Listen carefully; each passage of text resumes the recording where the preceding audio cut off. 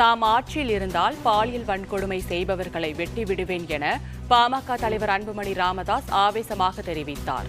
திருவள்ளூர் மாவட்டம் ஆர்கேபேட்டையில் பாட்டாளி மக்கள் கட்சி நிர்வாகியின் இல்ல திருமண வரவேற்பு நிகழ்வில் பங்கேற்று உரையாற்றிய அன்புமணி, தமிழகத்தில் பெண்கள் எங்கும் பாதுகாப்பாக தனியாக செல்ல முடியாத சூழல் உள்ளதாக கூறினார்.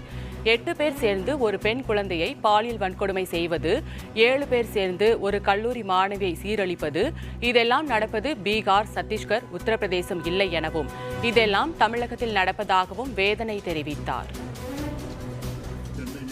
தமிழ்நாட்டில் இன்னைக்கு சட்டமும் கிடையாது, ஒழுங்கும் கிடையாது. பெண்கள் தனியாக பாதுகாப்பாக எங்கேயும் போக முடியாத ஒரு சூழல். 5 வயது அப்பா, அந்த மிருகம் என்ன பண்ணலாம்? அந்த மிருகத்தை அவ்வளோ கோபம் வருது. 8 பேர் சேர்ந்து ஒரு குழந்தைய பாலியல் வன்கொடுமை, 7 பேர் சேர்ந்து ஒரு கல்லூரி பெண்ணை கற்பழிக்கிறது.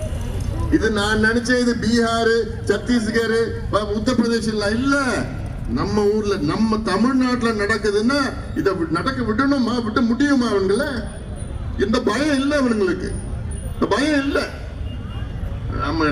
நான் மட்டும் ஆட்சியில் இருந்தேன்னா அதெல்லாம் வேற மாதிரி பண்ணிடுவோம், வெட்டிடணும், வாழ்க்கையில் நினைக்க மாட்டான். அதுக்கப்புறம் எவனா பண்ணுவானா? ஐயோ இவங்க வெட்டிடுவானுங்கடா, அந்த பயம் வரணும்.